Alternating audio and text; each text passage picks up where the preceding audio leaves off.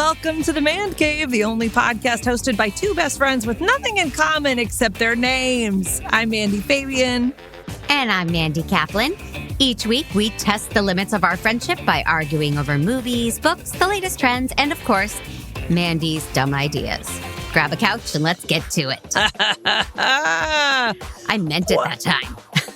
I was like, you grab a couch. You do that right now. I like it. Very commanding. Thank How's it you. going? Commanding. Yes. Nice. Well done. End of show, everybody. We got a Mandy joke in. We're done. Yeah. How's That's it going? the next drinking game every time we can make a Mandy pun. Oh my God. We'll be so loaded. We'll be blackout drunk in no time. It'll be brilliant. So what else is new? Right. Well, it was my birthday week. So I ate so much cheese. I'm still getting through it. My amazing friends just plied me with different kinds of gourmet cheeses. My friend Elizabeth made a beautiful cheese board and made a rose out of salami. Hi, Pinterest. So I will never poop again. And I shall never poop I know you're again. Also, I just want to be clear because I'm petty like this. I want to be clear to our Fandys. I was invited. I just couldn't make it to your birthday celebration. You keep telling that story. You keep singing that song, sister. I have the text, guys. I was definitely invited. I couldn't make it. But I'm sorry I missed a flour salami. Yes. So much cheese. A friend on my actual birthday, are you home? I'm swinging by, brought a cheese tray as a birthday gift, which was the kindest thing. But now, I think you know me, at a restaurant, I'm like, could I have some extra ketchup? And then I feel the need to finish the ketchup, or the waiter will resent that I asked for it and didn't use it. I did not know that. I didn't know that about you. I didn't know you were so sensitive to waiters and their neuroses. Yeah. And all the little people and the servants out there, I'm pretty sensitive to. I know you're nice to your staff, but I didn't know. Yeah. Yeah. So Amy swung by and handed me a cheese tray, and I will be damned if I'm not going to finish this cheese tray this week. So you're still eating it? God, yes. It was a whole tray. It was like what you would put out for a party for 8 to 10 people. And I did share it with my boys, but I got to pick up the slack. Wow, that's amazing. Although, I got to be honest, if you had asked me if you could finish a tray for 8 to 10 people, I would have said yes. Yeah. And that's not an insult. It's a compliment. No. Yes. Yeah. Yes. Yeah. It's a skill. I actually think I haven't used my actor resume in years, but I actually do think eat my weight in cheese is on my actor resume and my special skills. I take myself very seriously as an actor. Well, let me know when that role comes up. That's exciting. I think I'd go see that film. In fact, I know a few people that would go see that film. It's a fetish thing, I bet. Oh. If it's not already, it will be. Oh, let's start that movement. Wicca-cheesia. Ooh, yes. Instead of wiki feet, wicca cheese, wiki, I don't know. What are you up to? How did you celebrate my birthday this week? Well, my daughter's birthday was also this week. Don't care. And so I don't know if let me just say greatest of all time, mother of the year. I don't know. Pick your poison. But there was a Harry Potter themed celebration in my home and I crushed it.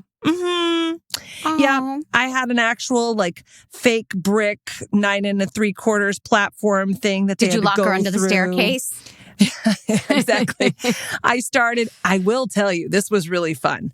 I made a fake Hogwarts acceptance letter and I dyed it with tea to make it look brown and real. Yeah. And I put it in the pantry for her to find first thing when she woke up on her 11th birthday. Oh God, I almost had her. I mean, she was really how did this get in here? Where did this come from? And she was reading it. She was and then she looked around and she goes, seriously, if one of you guys did this, you need to tell me now.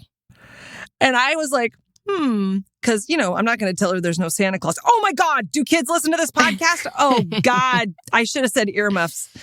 Anyway, so then Delilah was like, we did it. So it ruined the surprise. But I had her. She really thought that she got into Hogwarts, you know. Oh, that's incredible. And I was so excited because I was like, boarding school, you know. Oh, that's amazingly naive of her. Yeah.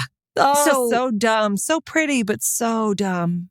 A2, Mandy, we were not invited to this celebration in your house, this Harry Potter. COVID. Interesting.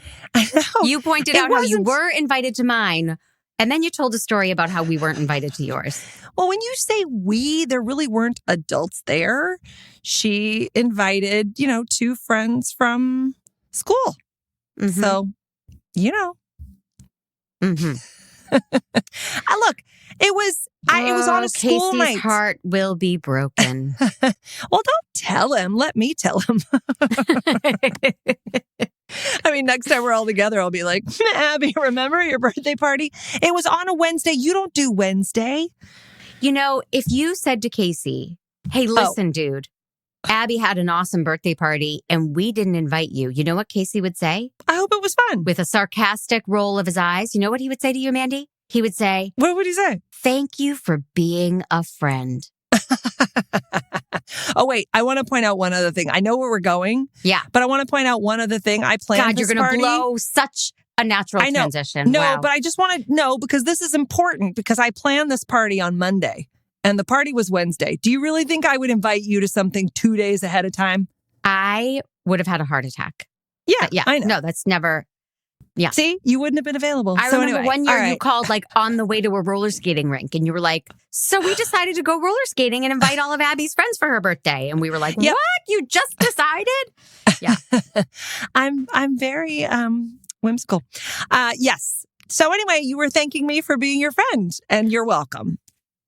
Well, and I have to thank you for being a friend because this week I had to watch The Golden Girls. Had to?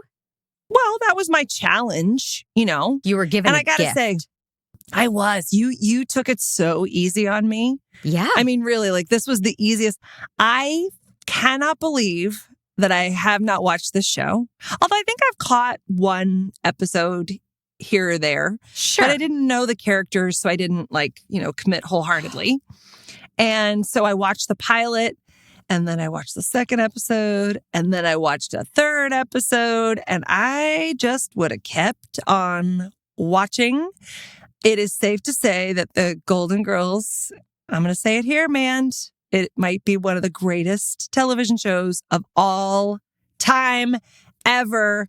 The show is perfection. I win the Mandcave. You really do. I won the podcast. Yep, you win everything. We can stop now. Bye, everybody. Thanks for listening. Isn't it?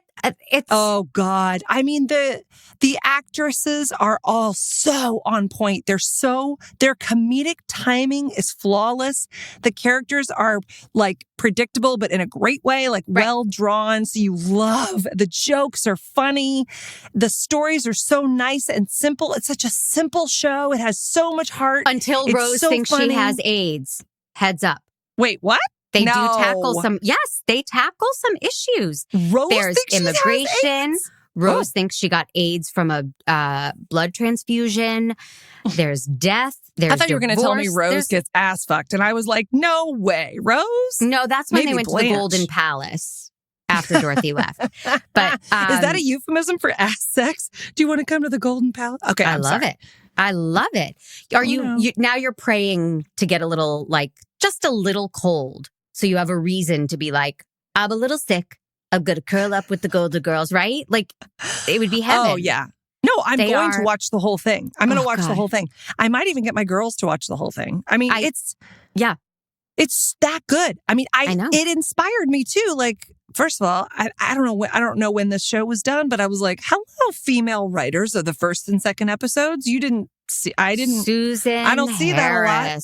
Yeah. Yes, she was a pioneer. Oh my God. And the cast was amazing. 1985 it started. I can't even, I just really thought it was incredible. I really did. I was so inspired and it made me go, I literally started making a list of things how can I make a show like this? You know what I mean? How do you, this pilot was perfection. It was, yes. And it's just so, I think these days people are so like, you have to have the craziest, most never done before idea. And you don't. They were so funny and lovable. Right. And their situations were so like, they say it right there. It's at around minute 10 to minute 30. And we'll play the clip. I think personally, it's the heart of the show. It sets off the whole season. Pete, play the clip. It's not fair, you know. I mean, we get married, we have kids, the kids leave and our husbands die. Is that some kind of a test? You don't work that hard. You don't go through everything you go through to be left alone. We are alone, Dorothy. We really are. Our families are gone and we're alone. And there are too many years left and I don't know what to do. Get a poodle. Oh, God, it is the sweetest thing. And it kind of hits you like a Mack truck. You don't see it coming, but, Betty White's character, Rose, right? Rose is saying that thing of like, you know, we are alone. We raised kids and our husbands died and, you know, and now. At a minute? No, 10 minutes. Oh, 10 minutes. I was like, I wrote about that too. I can't believe. Yes. Yeah. No, like 10 minutes into the show, right around there. I was watching on my phone, so I may have the time wrong. But like, it's the heart of the show. Like we have given our whole lives, and now we don't have anybody. Right. And they're like, and she's like, we have each other, and we will always have each other. And from there, sold. I'm in. I want to watch you guys be there for each other for the rest of your lives. And you instantly go, there's going to be a million stories. Like, so great. Right.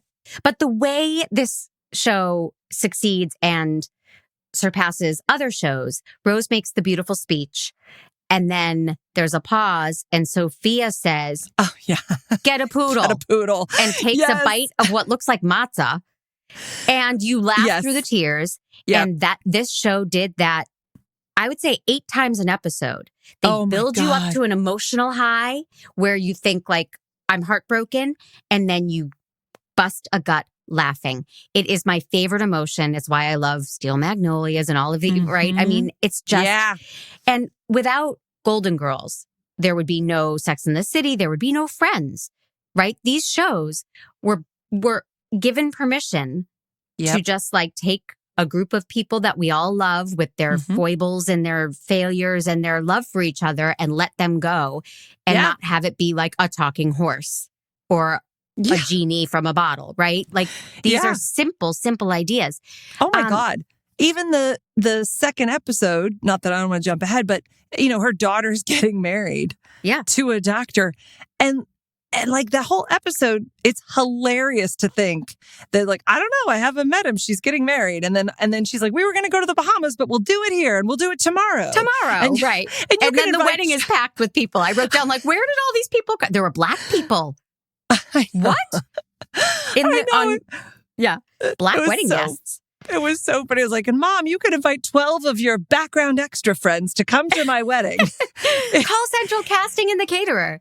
Oh, geez. Yeah. But wait, let's stick with episode 1 because there's so much to mine here. So Blanche is dating Harry for 1 week and Harry has proposed. Only on a sitcom, right? 1 week, Harry has proposed. Well, you know my mom. You knew my mom, right? Like, that's actually that's not so outrageous.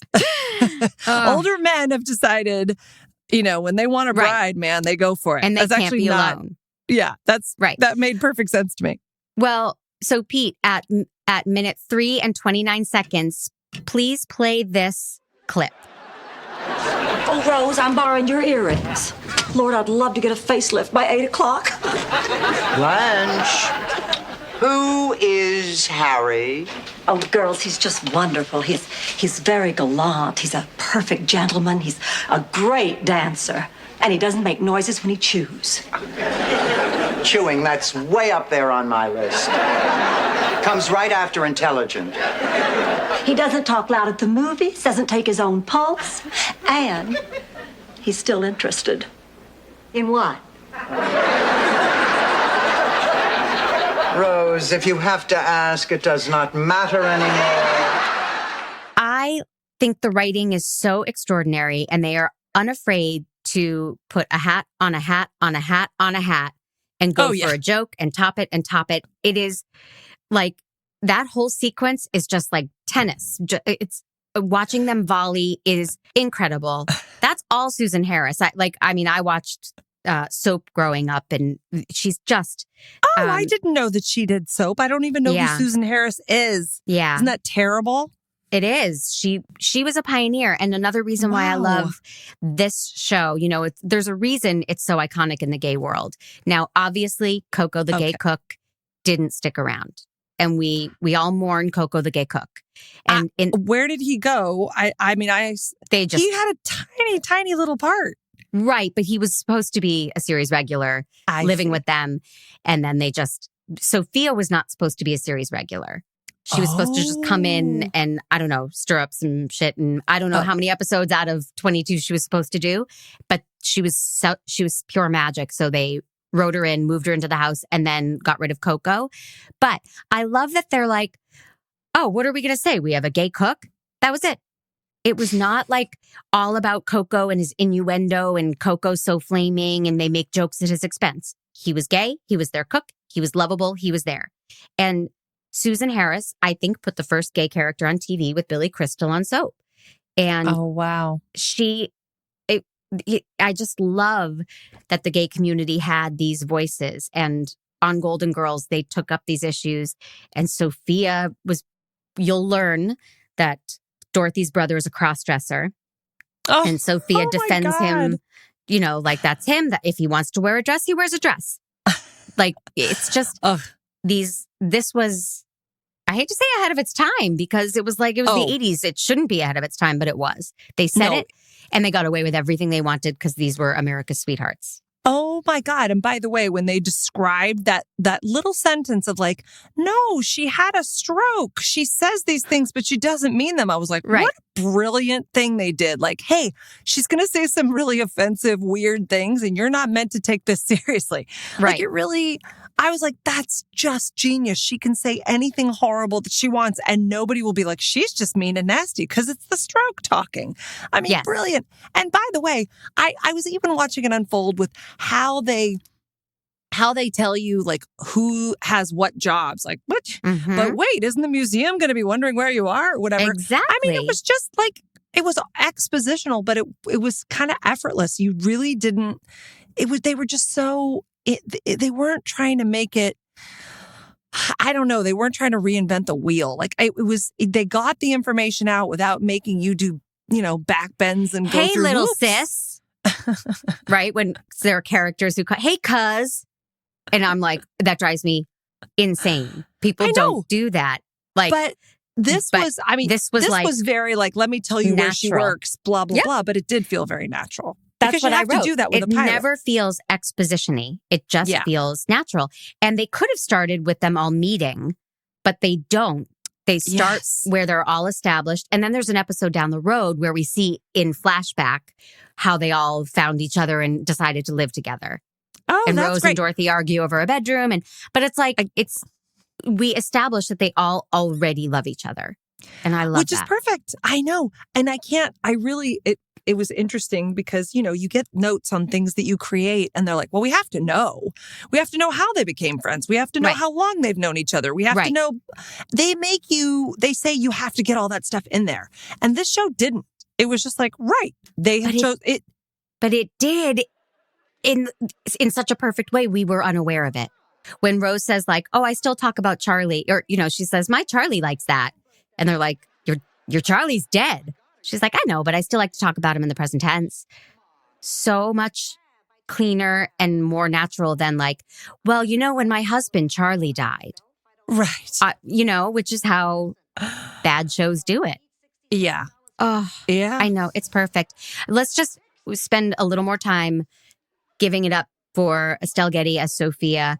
They wrote that character. She comes in, guns a-blazing. Pete, play me minute 7, 10 seconds, please. Sit down, Sophia. You must be exhausted. Why, I rode in the cab. I didn't push it. Oh, Sophia, honey, how nice to see you. Who are you? It's me, Blanche. You look like a prostitute. Sophia, the things you say, she didn't mean that, Blanche. Of course I mean it. Look at her. My cab driver would fall in love. Can I get something to eat, or is the fancy man in the kitchen? The way she talks. She can't help it. Oh, I've known plenty of women who have had strokes. Some of them are in very bad shape, but they're still ladies. But, Rose, this stroke destroyed the part of her brain that censors what she says. So she just says whatever she thinks. She can't help it. He's an okay petunia. Ma, the cab driver said you promised him a $67 tip? Don't be silly. I said a $7 tip. Why don't these people learn English if they're going to live here? This is Miami. I'd have less trouble getting around Ecuador. That is a run of jokes. Like, she walks in, calls Blanche a hooker, tells Dorothy she owes the cab $67, makes a racist joke about the cab driver. It's one after the other, and it's fantastic. And you forgive it all, and she can't offend because she's magic. They're all magic. Well, since we're doing favorite jokes, can I? But first of all, I love the whole bit. I don't have what time it is in the show, but they in all the episodes I saw, they have this moment where like the comedy is here. It's the payoff of whatever they've set up. Like, Mandy is putting her hand up at her eye level to show me that the comedy's level is high. up here. By that, it's high. Well, like when she has a gut feeling about Harry and she wants to tell her, and Dorothy's like, "You are not going to tell her," and then she keeps putting her hand over her mouth and shoving her in the closet and saying, like, "Don't get." You know, it's brilliantly written. It's such a great, like, the promise of the scene. And it just heightens and heightens and heightens until, you know, everything comes to resolution. And then at 14:03, Dorothy has a joke about, I think she's explaining how her husband met his new girlfriend. The stewardess joke. On the flight to Maui, Yeah. I just want to play that joke. Charlie and I waited 2 whole years before we got married. I got married before my father finished the sentence. You married your father? My father told Stan that he had to marry me. I was pregnant. You had a blowgun wedding?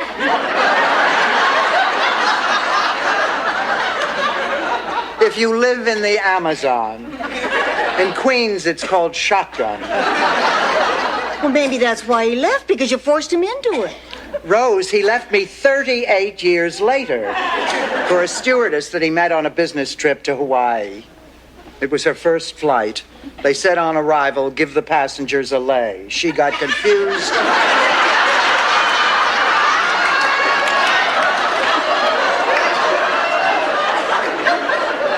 He got lucky, and they now live on Maui. I wrote it down. I was like, that is a perfectly executed, the way she said it, the way it was written. It gave so much information about her character, and it was just, I mean, I had I had Mandy. I had no criticisms. No, and I would have. All right. Now, one thing I want to point out, and I want to get to episode 2. It's not as exciting because it wasn't like your introduction to the world. So I imagine we have a little less. I can't imagine why, because every note is perfect. But Blanche is wearing tights, and I need to say that out loud. She's wearing tights to her wedding, and like opaque white or blush pink tights. And this is a show that took women in their 60s and let them do physical comedy. It took women who prior to did not do a lot of physical comedy. Don't come at me on social media at Mandy_Kaplan_Clavens and say, what about Lucy and Ethel? I get it. But you can come at Mandy at Mandy Fab. Oh, yeah. Tear me apart. Yeah. I know there was Lucy and Ethel, but, and there are rare instances of physical comedy up till 1985. But this let these 4 older women be physically funny.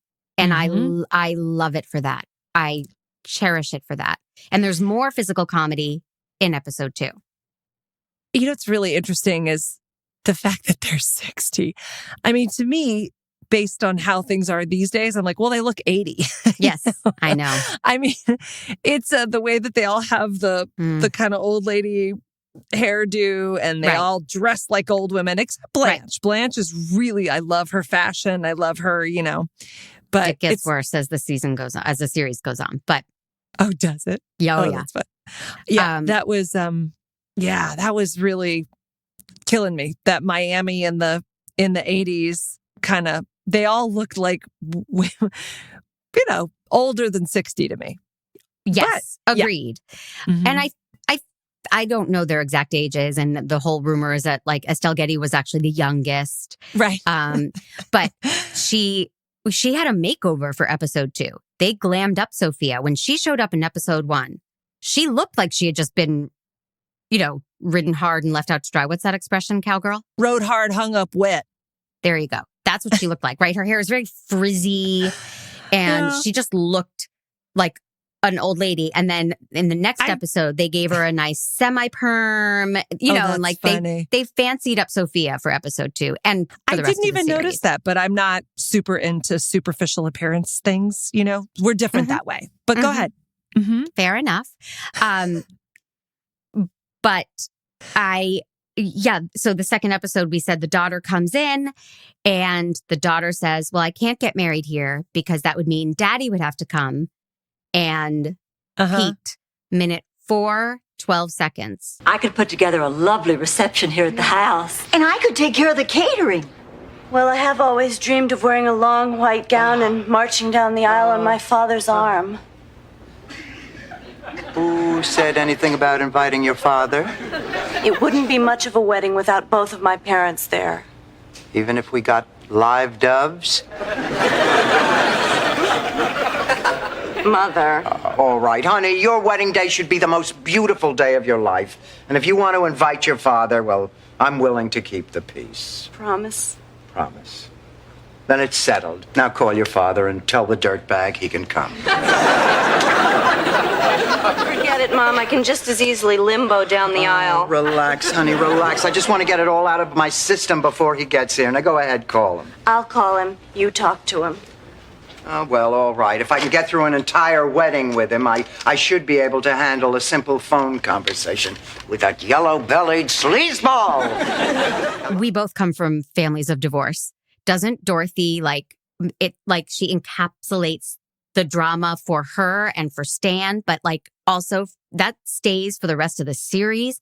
It defines this episode. It defines so much, and they sum it up so well with that speech from Dorothy at that time code. If I got my time code right, because I didn't put anything after it. But I think that's where Dorothy is like, no, your father can come. Of course he can. And it's so tense and painful. And she has that bit through the whole episode, and it doesn't get old. And I don't know how they do that. It's literally one thing. I'm going to have to deal with him through the whole wedding. And it's hilarious. And I will tell you, I was laughing out loud at the bit, which I would liken to the whole thing of her shoving Rose into a closet and saying, don't tell her, don't tell her. The bit where she says, just squeeze my hand when you're feeling, oh my God, I was cracking up laughing. Blanche I was in an airport surrounded by people. A young, spry, active person. She drops to her knees. I was so excited. I was like, that's such a funny bit. And they're using it perfectly. And I was dying. And it's once again, it's so simple, but it was just so well done. I mean, genuine laugh out loud. It wasn't dated. It wasn't like, oh, maybe that was a good show way back when. It's fun. It's hilarious. It holds up. Yeah. It's on where we live. It's on TV Land on Sunday mornings. And I get up very, very, very early. So at 5 a.m., I have my coffee and I watch Golden Girls. And I still laugh out loud. Jer and Casey heard me cackling when I was watching the pilot. I've seen it a dozen times. It is so well done. In my writing, I have referred to this pilot a lot. I've used it to define my style. How do you write a pilot? Yeah, that's so tight, so funny, explains everything so well. So that's why. How many times have you seen? How many seasons did it run? I think it ran for 6, and then the 7th season is Golden Palace they replaced Dorothy with Don Cheadle, and I'm not making that up. It sounds like a joke I would make. Yeah, they did. Was it good or? No. It's a famous, like, you should have, gone out on top moment, and they did not. Only 6 seasons. I'm really surprised at that. I don't know why. I think I have that right. Wow. Have you watched, I'm sure you've watched all 6 multiple times? Yes. Oh, yeah. I've seen every episode many times. Do you watch them in order, or you just sort of No. It's such a fun thing to just like pop in on, and, I just saw something about 7 seasons maybe. So maybe I'm wrong. You said 7, didn't you? I said you said with Don Golden Cheadle. Palace. Yeah. Oh, okay. And all 7 seasons are on DVD. Oh, okay. Well, maybe my car still has a DVD player. I don't know. Right. Thank God for Hulu, where the people can enjoy this. Yeah. And Netflix, I think. It's everywhere. Oh, really? Oh, I didn't know it was on Netflix. Wow. I got no complaints. So episode 2, if we're doing favorite jokes, well, it's not a joke, but back to the fashion. Dorothy's wearing this really beautiful, flowy, light pink thing. And when she walks, it's actually pants. Did you notice that? Okay. The silky, I did not notice that flowy it's pants, thing but splits. I'm gonna no, take it's you not really beautiful. Okay. I know. I was a little bit like, why did they put her in that? What is happening? She's queen of the caftans with shoulder pads. It's really bad. But like some women, I guess taller women probably really looked up to her and admired her and for her fashion. That was my only complaint about the show, is that they all dressed so badly. I don't know. Like, that was, they all dressed like old ladies and they were in their 60s. And Rose starts rocking like some Heathcliff Huxtable sweaters with like yellow pants later on. And you're like, oh honey. No. Yeah. Yeah. So, what I want to take away from the show is that their friendship is so strong. These ladies would die for each other. They would do anything for each other. Sure. Yet they take jabs at each other a lot. Yeah, they do. Does it remind you of anyone? Do we? I don't know. We're so agreeable. But they're not mean-spirited. Like, they're teasing about things. I don't know. It feels very loving. I know. Yeah. But that's how it feels with us. We tease each other all the time. Definitely. Yeah. Yeah. Yeah, that does. So, okay, this is not the game. So we got to be brief because we got to get to that game. I'm pretty pumped. Who's your favorite Golden Girl character? Oh, well, it's definitely Rose. I mean, I don't know, because I say it's definitely Rose, but now I think I love Blanche. When she stops and talks about the biceps on the... Who's she talking about? When she kind of gets lost in that reverie about the guy with the sweaty biceps with the gardener or whatever. I don't even know. I'm sorry, what were we talking about? Exactly. Yeah. I now have a real soft spot in my heart for her, the way she's like, go get him and sassy. Yeah. But Betty White is so classic. Like, it's really hard for me to choose between those two. But maybe Blanche. I'll say Blanche. Okay, Blanche is my favorite. But it has shifted through the years, as it did with Friends. As I cycled through, I would change my favorite. But currently and for a long time, it's been Blanche. I can't get enough. That's interesting. Yes. Yeah, Dorothy's amazing, but like not like favorite character amazing. We give it some manned jobs, but I think we know. Oh, geez. This is like, I'm going to go both hands blazing. I'm going to give it 10 man jobs. Like, are you kidding me? Yeah. I'm going to give it of 1 to 5. I'll give it 20. And a Golden Palace. Oh, yeah, that's good. Yeah. That's like a bronze palace. If you have like a pop the champagne celebratory moment, we've never given something 10 total man jobs. No. So this is very exciting. Yeah, definitely. We should get in touch with all those women and let them know they just won a great award. They've been honored by the entertainment industry in a big, big way. Well, you're going to need to do it in a seance. Okay. So... Wait, how many of them are dead? 3. Only Betty White is alive. Oh, dang. And I get condolence calls when one of them passes. And I'm not kidding. People know it's going to hurt me. It does. Okay. So let's not end it on condolence calls. Let's hear a little word about becoming a Fandy member. Oh, yeah. You guys are going to love this. Not only can you become a member. Don't get me started. truestory.com/Mandcave. Mand, we have swag.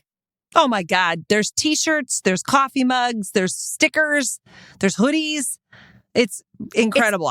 I need muscle tees. The only thing I'm missing is a muscle tee. But other than that, we want muscle tees. Yeah, we got to get maybe something with some mesh. I have old lady arm fat and I can't have that sticking out. So I want a Dorothy's Bornak caftan with the Mandcave logo. But show your pride, get your swag, take pictures of your swag and DM it to us. We want to see all our Fandys out there, Fandy Nation. Mm-hmm. Right? Yeah, so absolutely. Excited. Yeah. No, I was very excited. I'm going to go order a coffee mug right now. Yeah, I'm getting a hoodie and some crotchless panties. I didn't see the panties, but I think it would be a great call. Welcome to the Mandcave. What? Okay. Okay. So before we play our game, I hate to be rude, Mandy, but I have to take a very important phone call on my phone. Let me just take a phone call here. All right. You guys can't see this, but she's showing me her Golden Girls iPhone case. Is that new? This was my birthday present to myself this year. Oh my God, it's perfect. Is it I amazing? love it so much. There they are. Okay. So now this is a present that I've received, I think, from 3 people. So please stop sending me these, my dear friends who know me so well. I've got Mad Libs, the Golden Girls edition. Oh, fantastic. I love it. Here we go. I also have a Golden Girls trivia game, which is so hard, Mandy. I can't answer the questions. Oh. And you've only seen 2 episodes. But maybe if we revisit the Golden Girls, Yeah. Oh, wait. There was one I wanted. Absolutely. To do. Now, you're familiar with Mad Libs, right? What, do I live under a rock? Although it would be fair to think that because I'd never seen the Golden Girls.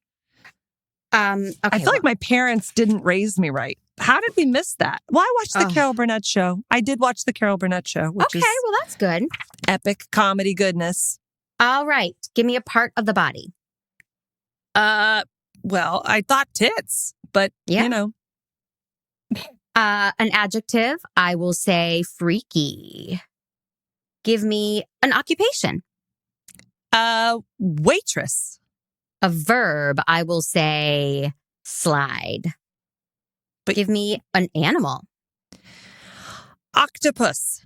I like that you do it quickly. My kid takes forever. A type of food, I will say oysters. Give me a noun. Building. Adjective, I will say horny. Give me a noun. Pencil.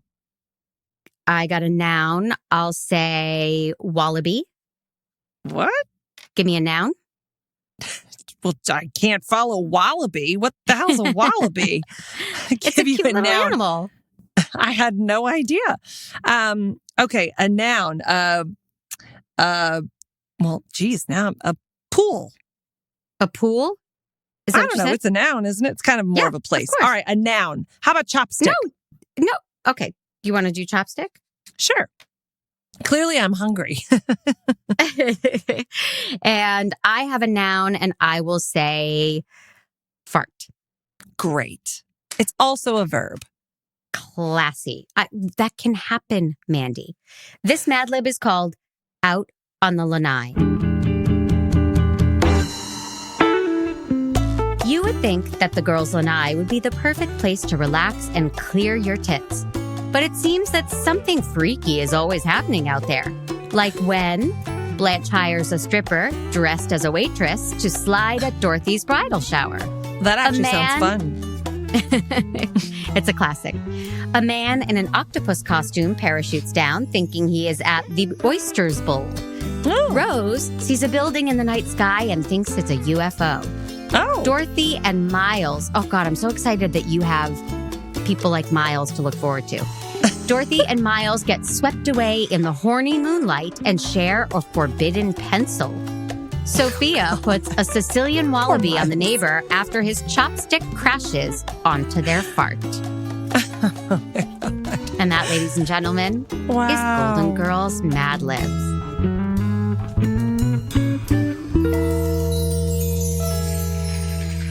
Well, that is thrilling, and I can see why you want your friends to stop sending it. I have several editions. I will give you one for your birthday. Thank you, now that I'm an official fandy of the GGs. There you go. Mm-hmm. Oh, an F of the GGs. Loved it. Yep. Oh, God. It was so kind of you to give me Golden Girls. It really was. After The Secret. After The Secret. Yeah, that was pretty terrible. And I want you to know something. I'm not so good at being kind in return. You know, I just wish that you were going to enjoy remotely. Oh, God. What I'm going to make you watch, which we will talk about after the credits. A single tear is rolling down my cheek in dread. The Mandcave is a production of True Story FM. Engineering by Pete Wright. Woohoo! Music by Ian Post. Yes. You can find the show at truestory.fm/Mandcave. If your podcast app allows ratings and reviews, consider doing just that for our show. What I will say is, while I experienced great glee at coming up with this, I didn't come up with it. I was assisted by a listener, and it was right in the pocket. And I was so happy because the truth is, it is something that I would select. So, man, you know what I love, right? More than anything. Horses. Oh, no, this is not anything about horses, but I do love horses. That's true. Okay. No, I love going to see live music. Yes. Yeah, I love concerts more than anything. And I'm different than you. Like, you won't go to a concert unless you know every song. And Correct. I'll go with my husband to see Yes 3 times. And any of you who know Yes, you understand why that makes me a weirdo. So I love musicians. I love live music. I love documentaries. Mm-hmm. Also about live musicians. If you say Rod Stewart, friendship over. I mean it. I can't. Oh, I'm so sorry that our friendship is over, because on Amazon Prime, Mandy, there is a documentary called The Story of Rod Stewart. Gerbil. The Story of Rod Stewart. 54 sensuous, tantalizing minutes of Rod Stewart and his career. You know, I don't know if you know this, he ranks among the best-selling artists of all time, and with good reason. Apparently, I gave you Cinderella. I gave you Golden Girls. Yeah, I am not nearly as nice as you. Wow. And I love you, but I also want you to suffer. I don't know why. It's part of our dynamic. It was in our wedding vows. Jeremy said in our vows that he would never willingly let me listen to Rod Stewart. Look, I mean, I just thought it was a really good idea, you know, that somebody came up with. Let's just see if you can break through that stony heart of yours. Oh, God, if I had a Rod Stewart song to sing right now, it would be perfect. Isn't there like some sort of you're old, you're not forever young. This heart of mine been broke 1,000 times. Is that him? Mm-hmm. Oh, yeah. Oh, no, you're going to love it. Do I get to find out who suggested this?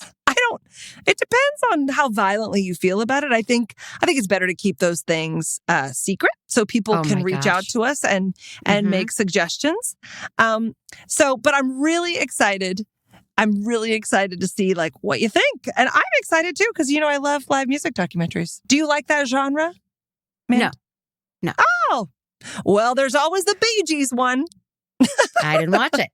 Not yet. So maybe I need help from the Fandies, because maybe I need to toughen up and manned up and assign you something next week as revenge. So Fandies, give me ideas at Mandy_Kaplan_Clavens, and give Mandy hell at Mandy Fab.